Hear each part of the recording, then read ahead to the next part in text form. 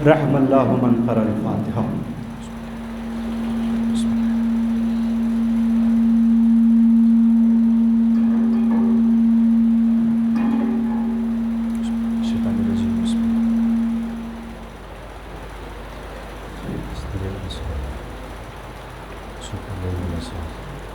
اعوذ باللہ من الشیطان الرجیم، بسم اللہ الرحمن الرحیم۔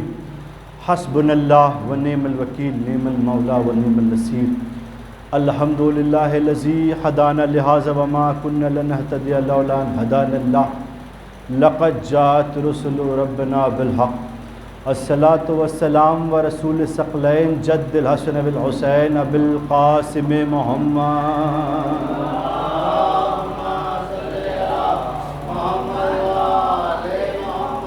وآلہ الطیبین الطاہرین المعصومین المظلومین ولعنۃ اللہ اعدائہم اجمعین۔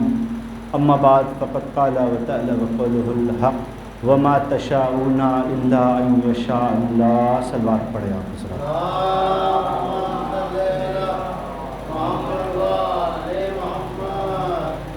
مجلس شروع کرنے سے پہلے ایک مرتبہ سورہ الحمد، 3 مرتبہ سورہ اخلاص کی تلاوت فرما کر قیصر جہاں بنت بدر الحسن، آل مجتبیٰ ابن محمد مرتضیٰ، تبسم رضوی بنت آل مجتبیٰ کی روح کو بخش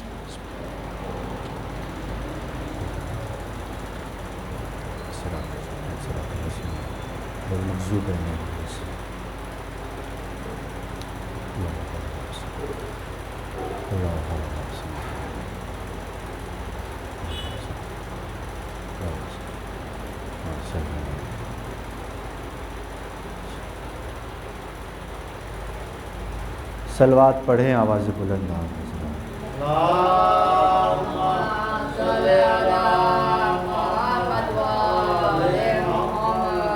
سب سے پہلے میری گزارش ہے تمام محبان علی سے، جو تھوڑا تھوڑا فاصلہ ہے اس کو تھوڑا تھوڑا قریب ہو جائیں اور آگے آ جائیں، تاکہ، اور یاد رکھیے گا یہ کہا جاتا ہے کہ مجمع کم ہے یا کہا جاتا ہے لوگ کم ہیں، علی والے نہ کل کم تھے نہ آج کم ہیں، اور ویسے بھی علی والے کہتے ہی اسے ہیں جو رہتا تو ایک ہے لیکن ہزاروں پہ بھاری رہتا ہے۔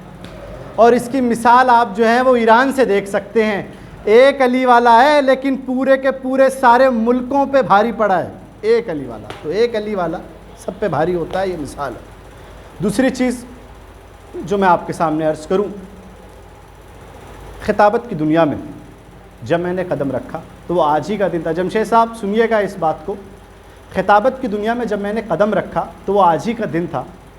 میں 12 سال کا تھا جب میں نے پہلی دفعہ ممبر پہ بیٹھا، اور آج مجھے مکمل جو ہیں وہ 11 سال ہو گئے مجلس پڑھتے پڑھتے۔ ایک صلوات پڑھے آپ حضرات۔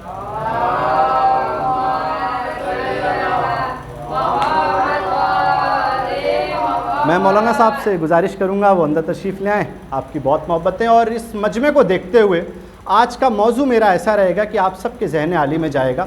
مجمع میں سب سے زیادہ جو تعداد ہے وہ بچوں کی ہے اور نوجوانوں کی ہے، اس لیے آج کا موضوع میں آپ کے سامنے رکھتا ہوں شعور۔ شعور موضوع کیوں رکھا میں نے آپ کے سامنے؟ یہ ایک ایسا موضوع ہے جس پہ بہت کم مجلسیں پڑھی جاتی ہیں۔ اچھا، پڑھی اس لیے کم جاتی ہیں، عموماً میں نے اس سال مولانا صاحب جب مجھے پتہ چلا کہ ایسے جو موضوع ہیں اس پہ کم بات ہوتی ہے، تو میں نے 5 مجلسیں شہزادہ علی اصغر پہ تیار کی۔ یہ موضوع نہیں آتا ہے کبھی مجلس میں۔ 5 مجلسیں جناب قاسم پہ تیار کی اور 5 مجلسیں شہزادہ علی اکبر پہ تیار کی۔ تو عموماً ہماری مجلسوں میں بہت موضوع رہتے ہیں لیکن شہزادہ علی اصغر پہ کوئی نہیں پڑھتا، تو اس لیے میں نے موضوع رکھا ہے شعور، اور شعور سے آپ پہنچ جائیں گے کہ میں شہزادہ علی اصغر کی بات کر رہا ہوں۔ تو شعور موضوع کیوں ہے؟ دیکھیے، دنیا میں ہر چیز ایسے ہی نہیں ملتی۔ جیسے آپ کو جانکاری تو مل سکتی ہے لیکن علم خدا کی عطا سے آتا ہے۔ آئے ہائے ہائے، جانکاری میں اور علم میں بہت بڑا فرق ہے۔ آپ اخبار پڑھتے ہیں، اخبار پڑھنے کے بعد آپ کو کیا ملتی ہے؟ جانکاری۔ ہندوستان میں سب سے بڑا ایگزام مولانا صاحب کون سا ہے؟ UPSC کا۔ بھائی اس میں کیا ہوتا ہے؟ تو کیا کرنٹ افیئرس پہ اگر آپ اپنی پکڑ بنا لیں تو آپ دیش کا سب سے بڑا ایگزام نکال لیں گے۔ بھائی وہ کیا چیز ہے؟ وہ بھی ہے جانکاری۔ تو پھر علم کیا ہے؟ علم جانکاری سے نہیں آتا، جانکاری مدد ضرور دیتی ہے علم کو، لیکن علم خدا کی عطا سے آتا ہے۔ ہائے ہائے ہائے ہائے، ایک ایک لفظ پہ توجہ چاہتا ہوں مولانا صاحب۔ اسی طریقے سے شعور، شعور کا تعلق عمر سے نہیں ہے، شعور کا تعلق مولانا صاحب عمر سے نہیں ہے، شعور کا تعلق بھی عطا سے ہے۔ جب خدا چاہتا ہے تو شعور دیتا ہے۔ نہیں، شاید آپ تک بات نہیں پہنچی۔ ہمارے ہاں مولوی حضرات کیا پڑھاتے ہیں اپنے یہاں پہ کہ 15 سال کے لڑکے پہ نماز واجب ہے، 9 سال کی لڑکی پہ نماز واجب ہے۔ آپ لڑ جائیے مولوی صاحب سے، مولوی صاحب آپ نے تو ہمیں دینیات کی پہلی سبق میں پڑھا دیا، اول توحید دوسرے عدل۔ یہ کیسا عدل ہے کہ لڑکے پہ تو 15 سال پہ نماز واجب کر دی، لڑکی پہ 9 سال پہ نماز واجب کر دی؟ ہائے ہائے ہائے ہائے، یہ کیسے ہو سکتا ہے؟ تو شاید مولانا صاحب آپ کو جواب دیں، شاید آواز پروردگار بھی آئے کہ یاد رکھنا ہم نے نماز، روزہ، حج، زکوٰۃ، خمس عمروں پہ نہیں اتاری ہے، شعور پہ اتاری ہے۔ ہائے ہائے ہائے ہائے ہائے، عمروں پہ نہیں اتاری ہے، شعور پہ اتاری ہے۔ شعور، دیکھیں شعور کا تعلق اب کس سے ہے؟ عطا سے ہے۔ آپ نے دیکھا ہوگا بہت سارے لوگ نماز نہیں پڑھتے، اب ہمیں ان کو کہنے کا کوئی رائٹ نہیں ہے کہ آپ آئیے اور نماز پڑھیے، کیونکہ شعور ہوگا تو مسجد میں آئے گا۔ بہت سارے لوگ ہیں مجلس شروع ہو گئی، وہ باہر کھڑے ہوئے ہیں، ہم ان کو بلانے کا کوئی حق نہیں رکھتے، بس کہہ سکتے ہیں آ جائیے، لیکن پوری طریقے سے ان کو پہ ڈیپینڈ نہیں رہ سکتے۔ کیوں؟ کیونکہ ہمیں پتہ ہے فرش اعضاء پہ شعور آتا ہے، شعور ہوگا تو فرش اعضاء پہ بیٹھے گا، شعور ہوگا تو مجلس میں آئے گا۔ صلوات پڑھیں آپ حضرات۔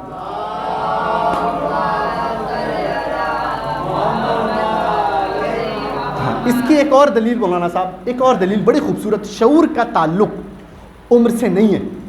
اب جملہ کہوں، ایک آدمی 70 سال کا ہے لیکن پاگل ہے، کیا اس پہ نماز واجب ہے؟ ہائے ہائے مولانا صاحب، اس بات پہ تو آپ کو مسکرانا چاہیے تھا۔ ایک انسان کی عمر بہت زیادہ ہے لیکن شعور نہیں ہے، اس پہ نماز واجب ہے۔ ایک انسان کی عمر بہت ہو گئی ہے لیکن شعور نہیں ہے، روزہ واجب ہے۔ اب جملہ کہوں، اگر شعور نہ ہو اور عمر 70 سال بھی ہو تو نماز واجب نہیں، لیکن اگر عمر 6 مہینے کی بھی ہو اور شعور آ جائے تو شریعت واجب ہو جاتی ہے۔ صلوات پڑھیں آپ حضرات۔ ہائے ہائے ہائے ہائے، میں کیا پڑھ رہا ہوں خدا کی قسم۔ اس کی ایک اور دلیل آپ کے سامنے رکھتا ہوں، شاید آپ دلیل سے بات سمجھیں گے۔ رسول اللہ کی آمد پر فاطمہ بنت اسد کھڑی ہو جاتی تھی، رسول اللہ کی آمد پر فاطمہ بنت اسد کھڑی ہو جاتی تھی۔ سب نے پوچھا فاطمہ بنت اسد آپ کھڑی ہو جاتی ہیں، رسول تو ابھی آپ کے سامنے بچے ہیں، فاطمہ بنت اسد آپ رسول کو دیکھ کے کھڑی ہو جاتی ہیں۔ کیا جواب دیا بی بی نے؟ سنیے گا، بی بی کہتی ہے میں کھڑی نہیں ہوتی، میرے شکم میں جو بچہ ہے وہ رسول کو دیکھ کے کھڑا ہو جاتا ہے۔ میں نے تو احتیاط کی، احتیاط میں کہا 6 مہینے پہ شریعت ہوتی ہے، لیکن جب شعور شکم مادر میں آ جائے تو شریعت واجب ہو جاتی ہے۔ صلوات پڑھیں آپ حضرات۔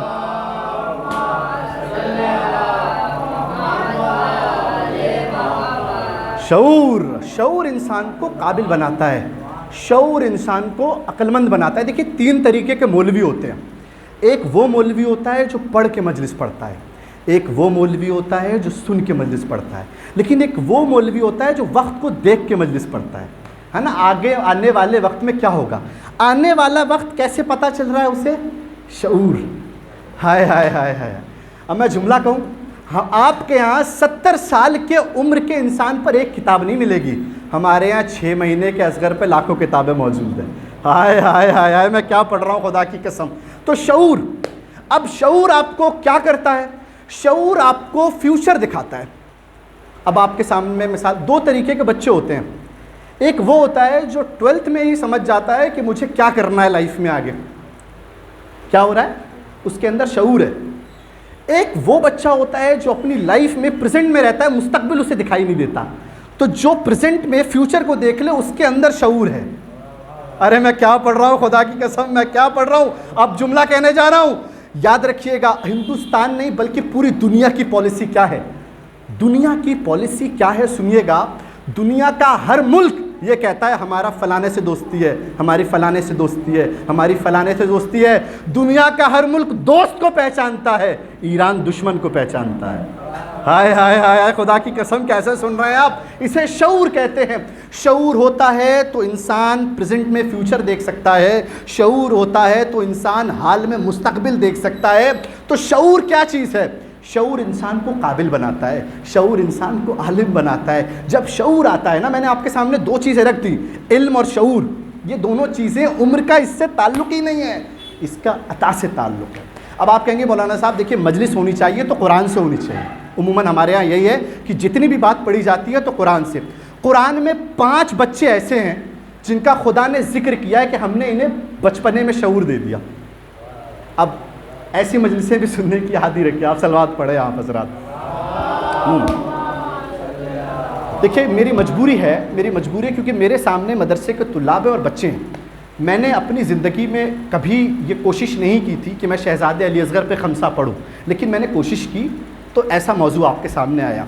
شہزادے علی اصغر پہ بولنا بہت مشکل ہے کیونکہ عموماً مولانا نہیں بولتے، لیکن میں نے کوشش کی ہے تو آپ بس میرا ساتھ دیجیے گا۔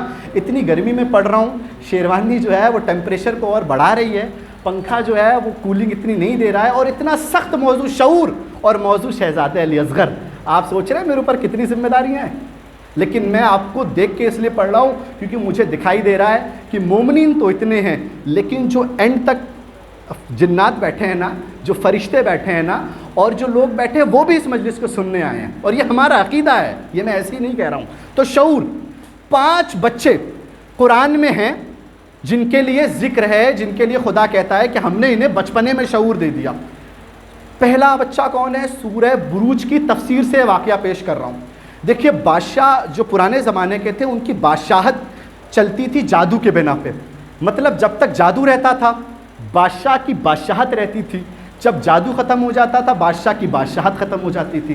تو جادو جو تھا وہ بادشاہت کو کام میں اس کے بہت آتا تھا اور بادشاہت کو بچاتا تھا۔ بادشاہ کی بادشاہت جو اس کی پوری رولنگ تھی اس کو اگر کوئی محفوظ کرتا تھا تو وہ جادو تھا۔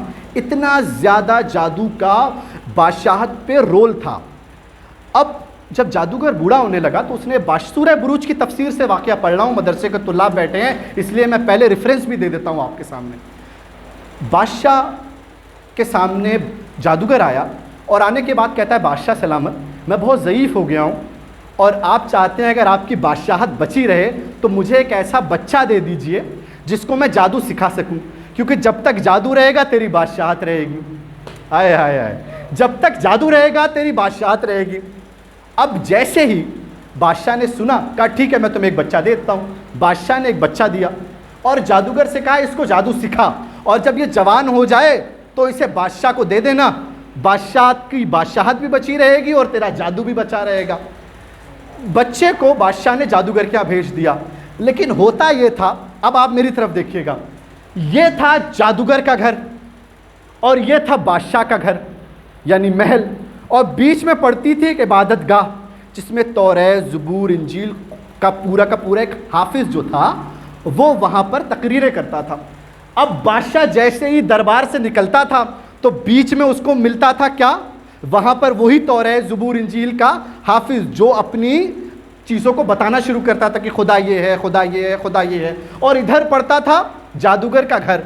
بچے کو اتنا خوبصورت لگنے لگا وہ علم کہ بچہ ہمیشہ سامنے کھڑا ہو جاتا تھا ان کے اور پوری کی پوری تقریروں کو سنتا تھا۔ جادوگر نے یہ دیکھا تو کہا کہ کیا بات ہے، تم اتنا لیٹ کیسے آتے ہو، تاخیر کیسے ہو جاتی ہے؟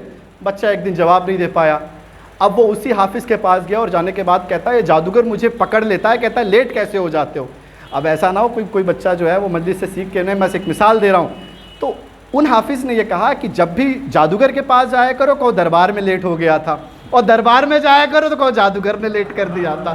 ارے صلوات پڑھے آپ حضرات۔ آئے آئے آئے، یہ کوئی بہانہ نہیں دے رہا ہوں، بس ایک بات کہہ رہا ہوں۔ اب بچہ اتنا زیادہ اس کے اندر علم آ گیا کہ وہ تنہائی میں خدا کی عبادت کرنے لگا۔ اللہ نے بھی اسے اتنا عطا کیا کہ وہ شافی بن گیا۔ ہائے ہائے ہائے، وہ شافی بن گیا، مطلب اس کے ہاتھ میں شفا آ گئی، اتنا زیادہ اس کے اندر علم آ گیا۔ ایک دن اسی شہر میں ایک اژدہا آیا، ایک درندہ آیا، وہ لوگوں کو مارتا، پورے شہر کو اس نے برباد کر دیا۔ اسی شافی کے پاس لوگ آئے کہ آپ سب کو شفا دیتے ہیں، ہمارے ایک درندہ آیا ہوا ہے لوگوں کو مار رہا ہے، آپ اس درندے کو کچھ کر سکتے ہیں اس کا؟ اب اسی بچے نے کنکڑ اٹھایا اور اٹھانے کے بعد کہتا ہے میں جس خدا کو مانتا ہوں اے پتھر تجھے اس خدا کا واسطہ جا اس اژدہے کو ختم کر دے۔ آئے وہ پتھر گیا اور اس اژدہے کو لگا، اور لگنے کے بعد وہ اژدہا، وہ درندہ وہیں کے وہیں ڈھیر ہو گیا۔ سب نے دیکھا بھائی یہ کون انسان ہے جس درندے نے پورے شہر کو ختم کر رکھا تھا، اس بچے نے ایک پتھر سے اس درندے کو ختم کر دیا۔ اب پورے شہر میں لائن لگنے لگی اس آدمی کے سامنے کہ یہ تو شافی ہے، یہ کون ہے، ایسا کیا ہے اس کے اندر، اور جیسے ہی وہ ہاتھ رکھتا شفا آ جاتی فوراً۔ اب آتا ہے بادشاہ کے پاس یہ واقعہ، وہ بھی کیسے سنیے گا۔ بادشاہ کا مشیر بیمار ہوا، اور اتنا زیادہ بیمار ہوا کہ شہر کے سارے طبیب نے، شہر کے سارے ڈاکٹرز نے یہ کہہ دیا کہ اب یہ بچے گا نہیں۔ تو اس مشیر کے ایک ملنے والے نے کہا جاؤ اسی طبیب کے پاس، وہ تمہیں شفا ضرور دے گا کیونکہ وہ شافی ہے۔ اب جیسے ہی وہ مشیر اس بچے کے پاس گیا اور کہتا ہے مجھے شفا دے دو، میں کچھ دن اور جینا چاہتا ہوں۔ اب بچے کا جواب سنیے جو کہ اب جوان ہو چکا ہے، میں تجھے ایسے شفا نہیں دوں گا، پہلے یہ اقرار کر جس خدا کو میں مانتا ہوں اسی خدا کو تو بھی مانے گا۔ ہائے ہائے ہائے ہائے، کیسا سن رہے ہیں آپ خدا کی قسم۔ اب جیسے ہی مشیر نے اقرار کیا کہ میں بھی تیرے خدا کو مانتا ہوں، بچے نے مشیر پہ ہاتھ رکھا، مشیر صحت مند ہو گیا۔ بادشاہ کے پاس یہ واقعہ پہنچا، واقعے کا پہنچنا تھا، بادشاہ پریشان ہو گیا، مشیر تو آخری حالت میں تھا، یہ کیسے بچا لیا، یہ بتا کیا اسی جادو سے بچایا ہے؟ اس نے کہا جادو سے نہیں بچایا بادشاہ سلامت، اس نے مجھے ایسے شفا دی ہے کہ جس خدا کو میں مانتا ہوں اسی خدا کو تو بھی مان۔ ہائے ہائے ہائے ہائے، بادشاہ نے کہا یہ کون سا خدا ہے جو مجھ سے زیادہ شفا دے رہا ہے؟ اب بادشاہ کا دماغ خراب، اس نے اس بچے کو بلایا جو کہ جوان ہو چکا تھا، اور بلانے کے بعد کہتا ہے کہ تو لوگوں کو جادو کے بنا پہ ٹھیک کر رہا ہے اور لوگوں سے بتاتا ہے خدا کے بنا پہ ٹھیک کر رہا ہوں۔ میں نے تجھے جادو سکھایا، میرے احسان پہ تو رہا، اور تو لوگوں سے کہہ رہا ہے کہ خدا کی بدولت شفا ملتی ہے، کس نے سکھایا تجھے یہ سب؟ اب وہ نوجوان کب تک چپ رہتا؟ اس نے بتا دیا کہ یہ عالم کا جو بیچ میں پڑھتا تھا، ادھر جادوگر ادھر دربار کے بیچ میں جو عالم پڑھتا تھا، اسی نے مجھے سکھایا ہے کہ تیرے علاوہ بھی کوئی خدا ہے۔ ارے کیسے سن رہے ہیں آپ خدا کی قسم، کیسے سن رہے ہیں؟ جیسے ہی بادشاہ نے یہ سنا، کہا اس عالم کو لے کے آؤ، عالم کو ہیرے سے چروا دیا، آرا لیا اور پوری طریقے سے اس کو ختم کر دیا۔ اب کہا 13 نمبر ہے۔ ہائے ہائے، جب اللہ کسی کو محفوظ کرتا ہے تو کیسے کرتا ہے؟ قرآن سے پڑھ رہا ہوں ریفرنس کے ساتھ۔ اب اس نوجوان کو مارنے کے لیے سارے سپاہی لے گئے، سب سے پہلے کہا اسے پہاڑ سے دھکا دے دیں گے۔ جیسے ہی اسے پہاڑ پہ لے گئے اور دھکا دینا چاہا، سارے سپاہی خود گر گئے، وہ نوجوان بچ گیا۔ ہائے ہائے ہائے ہائے ہائے ہائے ہائے، وہ نوجوان بچ گیا۔ دوسری مرتبہ کوشش کی کہ ہم مار دیں گے اس کو، سمندر کے بیچ میں لے کے گئے، اور لے جانے کے بعد کہا کہ اب تجھے ایسے مارے گے کہ 7 نسلیں یاد رکھیں گی۔ سمندر پہ جیسے اسے گرانا چاہا، ایک ایسا زلزلہ آیا سمندر میں کہ وہ سارے سپاہی گر گئے، بچہ بچ گیا۔ ہائے ہائے ہائے، خدا کی قسم، وہ نوجوان بچ گیا۔ بادشاہ کے پاس یہ خبر پہنچی، کہا کہ تجھے سب مارنا چاہتے ہیں تو مرتا کیوں نہیں؟ اب اس نے جو بات کہی وہ سنیے گا، کہا میں ایسے نہیں مروں گا، ایک کام کر، پورے شہر کے لوگوں کو جمع کر، اور میں جو تجھے بتاتا ہوں ویسے مارنا، مجھے پیڑ میں لٹکانا، اور پیڑ میں لٹکانے کے بعد ایک تیر لینا اور کہنا جس خدا کو یہ مانتا ہے اسے موت دے دے۔ بادشاہ نے ویسا ہی کیا، تیر لیا اور یہ کہا کہ جس خدا کو یہ مانتا ہے جا تیر اس کو لگ جا، تیر لگ گیا، نوجوان وہیں کے وہیں ختم ہو گیا۔ اب لوگ یہ ہم سے کہتے ہیں جب پتا تھا شہادت ہوگی تو حسین کرب و بلا کیوں گئے؟ اس کی مثال یہاں سے دے رہا ہوں۔ اب جیسے ہی بچے کو تیر لگا، اب بچہ تو مر گیا، بادشاہ خوش ہو گیا کہ بچہ مر گیا، بچہ مر گیا، میں نے اسے مار دیا۔ لوگوں نے سننا شروع کیا تو نے مارا تو ضرور، لیکن کیا کہہ کے مارا؟ ایک مرا لیکن پورے شہر کو مسلمان کر گیا۔ ہائے ہائے، کیسا سن رہے ہیں؟ ایک مرا لیکن پورے شہر کو مسلمان کر گیا۔ اب لوگ ہم سے پوچھتے ہیں کہ حسین کو پتا تھی کربلا میں شہادت ہونی ہے تو حسین کربلا کیوں گئے؟ حسین کربلا کیوں گئے؟ میں تمہیں جواب دیتا ہوں اس مسجد سے، جمشید صاحب اس جملے پہ غور کریے گا۔ حسین کیوں گئے کربلا جب پتا تھی؟ اس لیے کیونکہ کربلا میں حسین اس لیے گئے، حسین سے پہلے شریعت کا چہرہ کچھ اور ہو چکا تھا، حسین کے بعد شریعت کا چہرہ کچھ اور ہو گیا تھا۔ اب جملہ آنے والا ہے، نہیں نقن صاحب ایک بڑے سے اجلاس میں موجود تھے. اس اجلاس کا عنوان تھا اگر کربلا نہ ہوتی تو کیا ہوتا. اجلاس کا عنوان کیا تھا؟ اگر کربلا نہ ہوتی تو کیا ہوتا. سب نے بول لیا. آخری میں 5 منٹ بچے. کہا نقن صاحب آپ بھی بول دیجئے. اب علی والے تو آپ جانتے ہیں ہوتے کم ہیں لیکن دیکھتے ہزاروں پہ بھاری ہیں. اب سب وہاں بیٹھے ہوئے تھے. نقن صاحب آئے. کہا عنوان کیا ہے؟ کہا کربلا نہ ہوتی تو کیا ہوتا. نقن صاحب نے کہا 5 منٹ میں نہیں، میں 1 منٹ میں ختم کر دیتا ہوں. تم 5 منٹ کی کیا بات کرتے ہو؟ کہا اگر کربلا نہ ہوتی تو جمعے کی نماز بدھ کو ہوتی. ہائے ہائے خدا کی. نہیں جملہ یہاں مکمل نہیں ہوا. یہاں تو نوشیرے میں اتنا مکمل ہوا ہے. جملہ پورا یہ ہے، سنیے گا. اگر کربلا نہ ہوتی تو جمعے کی نماز بدھ کو ہوتی. اب جب تک جمعے کی نماز جمعے کو ہوتی رہے گی، حسین کی جیت کا اعلان. ارے سلوات پڑھیں آپ حضرات. نعرہ وارہ لگا دو یار.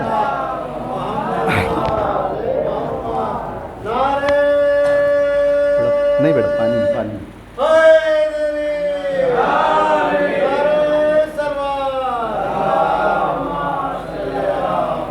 میرے پاس وقت نہیں رہتا ہے، موقع نہیں رہتا ہے، اور عموماً آپ جانتے ہیں ایک بزی لائف میں ہوں، لیکن کوشش یہ کرتا ہوں کہ آپ کی تاریخ کبھی پڑھوں.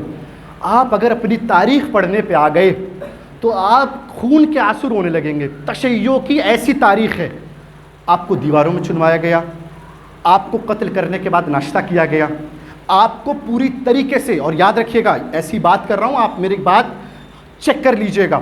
ہندوستان میں آپ کو مارا گیا، بر صغیر میں آپ کو مارا گیا، عراق میں آپ کو مارا گیا، ہر جگہ آپ کو مارا گیا. پھر بھی جو مار رہے تھے وہ تو مر گئے، لیکن جس کو مار رہے تھے وہ بڑھتے چلے جا رہے ہیں. ہائے ہائے ہائے خدا کی قسم. جس کو مار رہے تھے وہ تو بڑھتے چلے جا رہے ہیں، اور جو مار رہے تھے وہ خود مر گئے.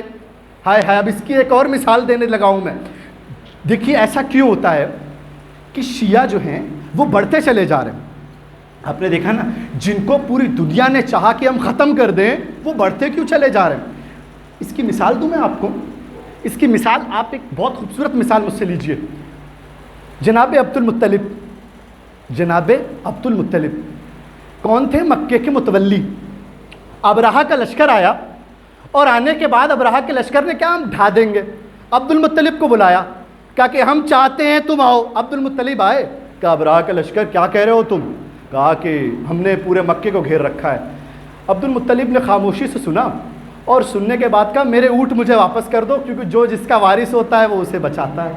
ہائے ہائے ہائے. مکے کا جو وارث ہوگا جمشید صاحب، مکے کا جو وارث ہوگا وہ اسے بچائے گا. میں تو اونٹوں کا وارث ہوں، مجھے میرے اونٹ واپس کر دو. پتہ ہے تم مرتے کیوں نہیں، تم ختم کیوں نہیں ہوتے، تم برباد کیوں نہیں ہوتے، تم پر اتنے ظلم ہوئے، تم آج تک زندہ کیسے ہو؟ کیونکہ لوگوں کا امام تھا، تمہارا امام ہے. اور اس کی دوسری دلیل، تم مرتے کیوں نہیں، تم ختم کیوں نہیں ہوتے. یاد رکھنا، جو جس کا مالک ہوتا ہے وہ اسے بچاتا ہے. تم ملکیت ہو، شہزادی مالکہ ہے. ارے سلوات پڑھیں آپ حضرات.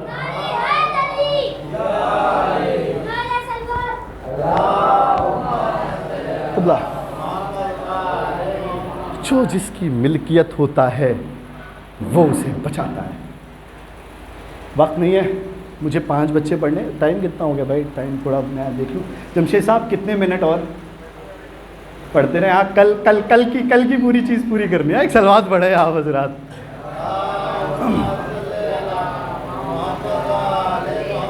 5 بچے جن کا قرآن میں ذکر ہے. میں نے پہلا بچہ آپ کو سنا دیا، سورہ بروج. دوسرا بچہ فرعون کیا کہتا تھا؟ میں خدا ہوں. اس کی ایک بیٹی تھی جس کی ماشکہ تھی. ماشکہ کہتے ہیں، اس میں انگلش میں اگر ہم کنورٹ کریں تو اس کو کہتے ہیں بوٹیشین. وہ کون ہوتی ہے؟ جو ان کا رکھ رکھاؤ کرتے ہیں. آپ نے دیکھا ہوگا بادشاہوں کی بیٹیوں کا ایک بوٹیشین ہوتا ہے جو اس کی کیئر ٹیکر جس کو ہم بولتے ہیں. تو اب جیسے ہی فرعون کا بیٹی تھی، اس کو تو یہ پتا تھا میرا بابا خدا ہے، کیونکہ فرعون نے تو ہر جگہ یہی کہہ رکھا تھا کہ میں خدا ہوں، اور جو مانتا ہے مانے، جو نہیں مانے گا اسے ہم مار دیں گے. پورا واقعہ قرآن میں موجود ہے، مجھے ڈیپتھ میں نہیں جانا، اس لیے میں آپ کے سامنے بات رکھ رہا ہوں. اب جیسے ہی فرعون کی بیٹی نے اپنی مشیکہ کو بلایا کہ آؤ، اور جیسے تم کیئر کرتے ہو ویسے کیئر کرو۔ اب ہوا کیا کہ جیسے ہی زمین پہ کنگھی گری تو اس کی مشیکا نے زور سے کہا بسم اللہ الرحمن الرحیم۔ ہائے ہائے، اس نے زور سے تب کہا تھا، ہم تو آج بھی کہتے ہیں، اور ہم تو اس لیے کہتے ہیں ہمیں پتہ ہے بے کے نقطے میں علی چھپا ہے۔ ارے کیسے سن رہے ہیں آپ، خدا کی قسم۔ اور حکم ہے، مولانا صاحب موجود ہے، میری بات کی تائید کریں گے، حکم ہے کہ بسم اللہ زور سے پڑھو۔ اب جیسے ہی بسم اللہ زور سے پڑھا، فرعون کی بیٹی کا تو دماغ خراب ہو گیا، بھائی یہ کیا چل رہا ہے؟ میرا بابا کہہ رہا ہے میں خدا ہوں، اور یہ کون سے خدا کی بات کر رہا ہے؟ اس کو پکڑ کے لے گئی اپنے بابا کے پاس کہ دیکھیے آپ کے خدا، آپ کے ہوتے ہوئے جو کہہ رہے ہیں میں خدا ہوں اور آپ ہیں، سچ میں آپ ہیں، یہ کیسے کہہ رہے ہیں، یہ کیسے کہہ رہی ہے؟ اب جیسے ہی یہ سننا تھا، فرعون نے کہا بتا کس کو مانتی ہے؟ کہا میں تجھے خدا کیسے مان سکتی ہوں، میرا خدا تو وہ ہے جو زمین و آسمان کا مالک ہے، میرا تو خدا وہ ہے جو پوری دنیا کو چلاتا ہے۔ اب جیسے ہی یہ بات سنی، فرعون کے تو دماغ خراب ہو گئے، بلا کے لاؤ اس کے پورے گھر کو، یہ وائرس ابھی تھوڑا سا پھیلا ہے، اس کو ختم کرنا ہے، اپنی بھاشا میں بول رہا ہوں۔ اس کے پورے گھر کو بلایا گیا۔ تاریخ میں ملتا ہے ایک ماں آئی، اس کی گود میں ایک بچہ تھا۔ اب ماں کی تو ممتا ہوتی ہے نا، وہ یہ کوشش کرتی ہے کہ میں اپنے بچے کو بچا لوں۔ سب کو آری سے کٹوا دیا گیا، اور ایک ایک کر کے جو بچ رہے تھے ان کو آگ میں پھینکنا شروع کیا فرعون نے۔ ماں کی ممتا نے یہ سوچا کہ میں مرتی ہوں مر جاؤں لیکن میرا بچہ بچ جائے، میں مرتی ہوں مر جاؤں لیکن میرا بچہ بچ جائے۔ جیسے ہی ماں نے بچے کو بچانا چاہا، اب روایت میں ملتا ہے گود میں بچہ بول پڑا کہ ماں ڈرتی کیوں ہے، تو بھی کود جا، میں بھی کود جاتی ہوں، کیونکہ تجھے تو یہ آگ دکھائی دے رہی ہے، مجھے جنت کے دروازے دکھائی دے رہے ہیں۔ اب لوگ ہم سے پوچھتے ہیں کربلا میں یہ ہو کیا رہا تھا؟ سب کہہ رہے تھے میں جاؤں گا، میں جاؤں گا، میں جاؤں گا، میں جاؤں گا، کیونکہ حسین نے شب عاشور سب کو جنت کے دروازے۔ ارے صلوات پڑھیں آپ حضرات۔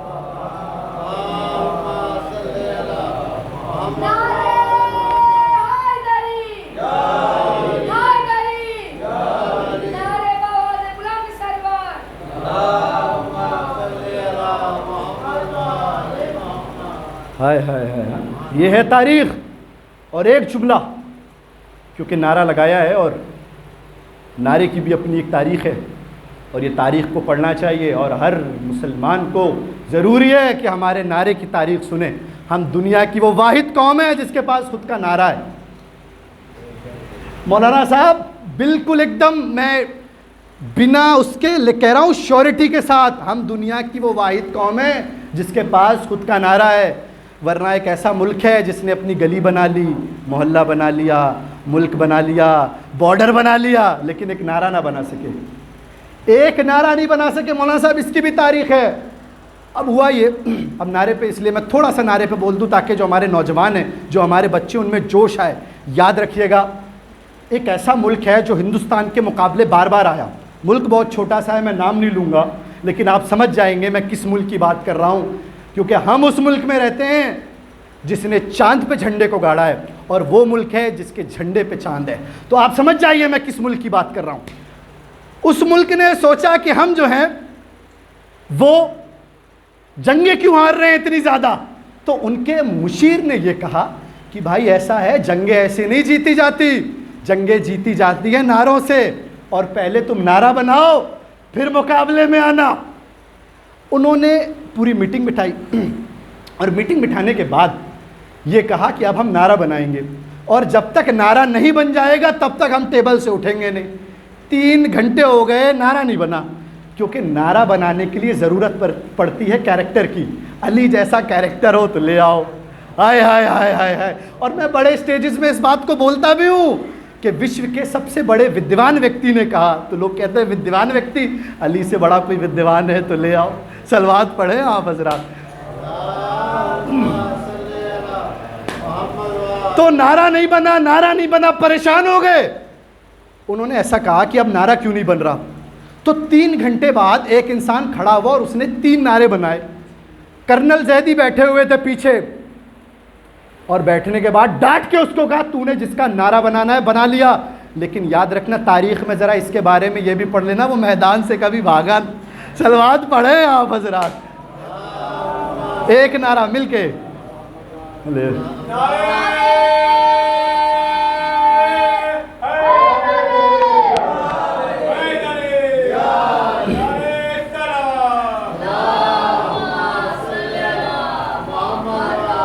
جس کا نعرہ بنانا ہو بنا لینا، لیکن تاریخ میں یہ ضرور پڑھ لینا وہ میدان سے کبھی بھاگا نہ ہو۔ اب تیسرا بچہ جس کا ذکر ہے، دور بنی اسرائیل میں ایک بہت بڑے عابد گزرے، وہ ہمیشہ اپنی عبادتوں میں مشغول رہتے تھے۔ ایک وقت اپنی عبادتوں میں اتنا مشغول تھے کہ انہیں ماں کی آواز نہیں آئی۔ ان کی ماں انہیں آواز دیتی رہی، بیٹا سن لو، بیٹا سن لو، بیٹا سن لو، اور بیٹا اپنی عبادت میں مشغول ہے۔ تو ماں نے بددعا دیتے ہوئے کہا جا تجھے ایک دن بازاری عورتیں دیکھیں۔ عابد تھا، غور نہیں کیا، ماں نے بددعا دے دی اور ماں چلی بھی گئی اس دنیا سے، لیکن عابد کو بددعا مل چکی تھی۔ دیکھیے ماں کی بددعا ایک ایسی بددعا ہوتی ہے جو کبھی نہ کبھی لگتی ضرور ہے، اگر دل سے دی ہو۔ عموماً مائیں دل سے کبھی کوئی بات نہیں کہتی ہیں، بٹ میں اسی لیے بٹ لفظ یوز کر رہا ہوں، اگر ماں نے بددعا دے دی، اور میں اسی لیے کہہ رہا ہوں ماں کی ممتا بھی مشہور ہے، ماں سب سے زیادہ محبت کرتی ہے، اسی لیے خدا نے کبھی کسی محبت کا ذکر قرآن میں نہیں کیا، لیکن ماں کا ضرور کیا۔ میں تمہیں 70 ماؤں سے زیادہ چاہتا ہوں، آپ سمجھ رہے ہیں؟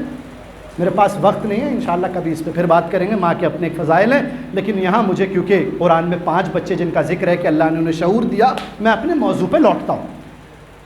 اب عابد جو تھا اپنی عبادت میں مشغول تھا، ایک وقت ایسا آیا کہ عابد کے سامنے سے ہمیشہ ایک چرواہا گزرتا تھا۔ عابد نے جیسے ہی اپنی عبادت کو ختم کیا اور عابد نے سوچا کہ میں ایک طویل سفر پہ جاؤں گا، لیکن اس سے پہلے جہاں میں عبادت کرتا ہوں وہ محفوظ رہے، تو اس نے چرواہے کو وہ جگہ دے دی کہ جا تو اس جگہ پہ رہ، میں جب آؤں گا واپس تو مجھے یہ جگہ ویسے ہی ملنی چاہیے۔ عابد تو سفر پہ چلا گیا، وہ چرواہا اس جگہ کی حفاظت کرنے لگا۔ ایک وقت ایسا بھی آیا چرواہے میں اور وہاں کی ایک خاتون میں کچھ معاملات طے ہوئے، اور اس کا رزلٹ یہ آیا کہ اس خاتون کی گود میں ایک بچہ آ گیا۔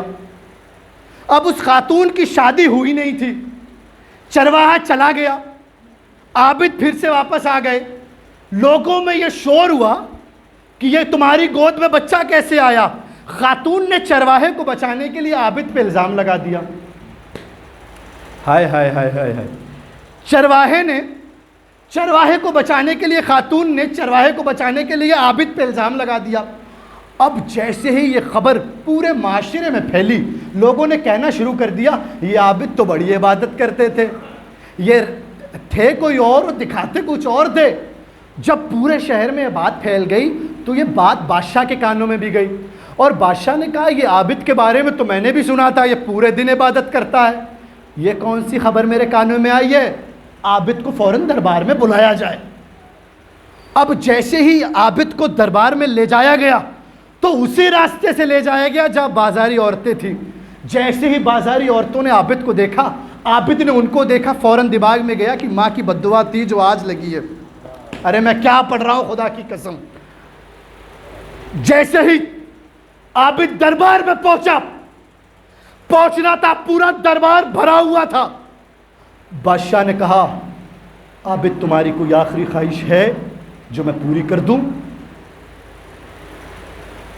عابد نے کہا بس میری آخری خواہش یہ ہے کہ جو بچہ خاتون کے گود میں ہے وہ گواہی دے دے کہ کون اس کا باپ ہے۔ بادشاہ کو لگا بچہ اور بول سکتا ہے کیا؟ بادشاہ نے عابد سے کہا عابد تم اس بچے سے کہو یہ تمہاری گواہی دے۔ بچہ خاتون کی گود میں اور گواہی دینا شروع کیا، یہ عابد میرا باپ نہیں، چرواہا میرا باپ ہے۔ صلوات پڑھیں آپ حضرات۔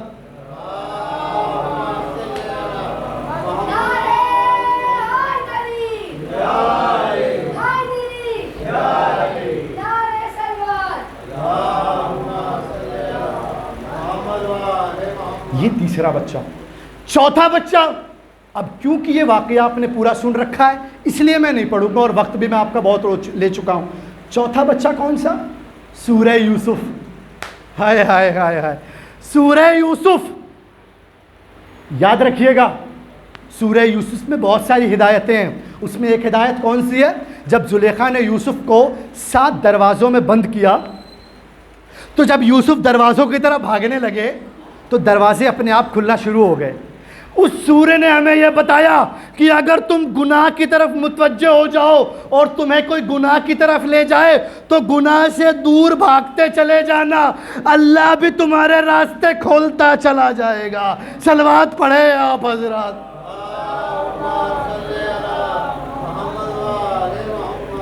یہ چوتھا بچہ گواہی کیا دی؟ اگر کرتا پیچھے سے پھٹا ہے, ہائے ہائے ہائے ہائے, تو زلیخا گنہگار, اور کرتا اگر آگے سے پھٹا ہے تو یوسف گنہگار. چوتھی گواہی. پانچویں گواہی. اب آپ پہنچ گئے مولانا صاحب, بالکل آپ منزل پہ آ چکے ہیں. پانچویں گواہی, جناب مریم علیہ السلام کی گود میں جو بچہ تھا جناب عیسیٰ بول پڑے. ہائے ہائے, پتہ ہے آپ کو میں کیوں کہہ رہا ہوں بچہ بول گیا, بچہ بول گیا, بچہ بول گیا؟ کیونکہ یہاں بہت سارے مومنین ایسے بیٹھے ہیں جو مجلس میں کم آتے ہیں, اور جب مولانا ممبر سے پڑھتے ہیں نا, ایک دن کے علی کعبے سے آئے تو توریت سنا رہے ہیں, انجیل سنا رہے ہیں, زبور سنا رہے ہیں, قرآن سنا رہے ہیں. مولانا صاحب پڑھتے ممبر سے نہیں, اس لیے کیونکہ علی تو علی ہے جس کے صدقے میں ساری کائنات بنی ہے. خدا جب بچوں کو اتنی طاقت دے دیتا ہے تو وہ علی جو کعبے سے آیا ہو, اور جملہ کہنے جا رہا ہوں, علی نے مولا کائنات نے توریت سنائی, زبور سنائی, انجیل سنائی, قرآن سنایا, اور ایک دن کے علی کعبے سے باہر آئے اور رسول کی گود میں سب سنا رہے. جملہ کہنے جا رہا ہوں, مولانا صاحب موجود ہے, میری بات کی تائید کریں گے. صرف ایک ہی دفعہ رسول نے اپنی زبان علی کی زبان میں دی ہے, ایک ہی دفعہ. اور مولا حسین علیہ السلام کو مسلسل اپنی زبان مولا حسین علیہ السلام کی زبان کو اپنی زبان میں دی ہے. شاید رسول بتانا چاہتے ہیں جس کو ایک دفعہ میں نے زبان دی وہ تو خانہ کعبہ سے آ کے توریت سنائے گا, زبور سنائے گا, انجیل سنائے گا, لیکن جس کو میں نے مسلسل زبان دی وہ نوک نیزہ سے قرآن سنائے. ارے صلوات پڑھیں آپ حضرات.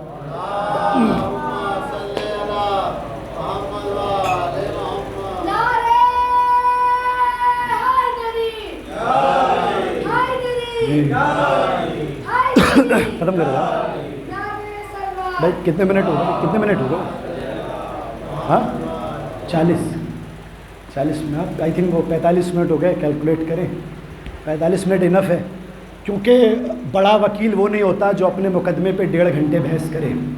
بڑا وکیل وہ ہوتا ہے جو 45 منٹ میں مقدمہ بھی ختم کر دے اور کیس بھی ختم کر دے. صلوات پڑھیں آپ حضرات. آپ نے دیکھا ہوگا 2 طریقے کے وکیل ہیں. میں بھی وکیل آل محمد کی حیثیت سے آپ کے سامنے تھا, میرے سامنے مقدمہ دوسرا تھا. تو عموماً پورے ہندوستان میں مجلسیں ہو رہی ہیں تو جملہ آپ کے سامنے میں نے صرف کیا. ہاں, اور ویسے بھی میں نے یہ بات اس لیے بھی کی کیونکہ اگر وکیلوں کو بولنے کا موقع دے دیا جائے, وکیل تو جج کا دماغ ہی کھا جائیں گے. اسی لیے کبھی تو اسے روک دیا جاتا ہے, کبھی تو ٹوک دیا جاتا ہے. اگر وکیل کو موقع دیا جائے کہ بھائی کہاں سے ہو تو بتانا شروع کر دے گا, میں نے وہاں سے پڑھائی کی, میں نے وہاں سے پڑھائی کی. اسی لیے یا تو اسے ٹوک دیا جاتا ہے یا تو اسے روک دیا جاتا ہے. بھائی ادھر ادھر کی بات مت کرو, مدعے کی بات کرو. یہی ہوتا ہے نا کورٹ میں. تو اچھا وکیل وہی ہے جو اپنے مقدمے پہ بحث کر کے اپنی کمپلیٹ کرے. اس لیے 5واں بچہ وہ آپ کے سامنے سورہ آپ پڑھ لیجئے. جناب مریم علیہ السلام کے ہاتھ میں بچہ تھا. جناب عیسیٰ بول پڑے, اللہ کی طرف سے آیا ہوں, اللہ کی کتاب لے کے آیا ہوں.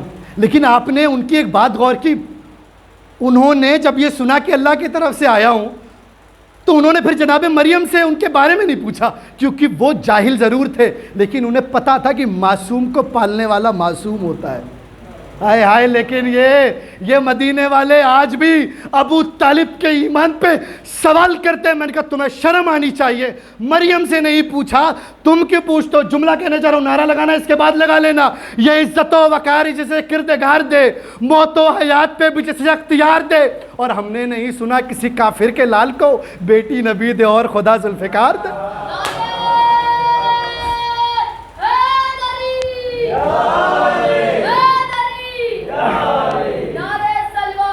अल्लाह,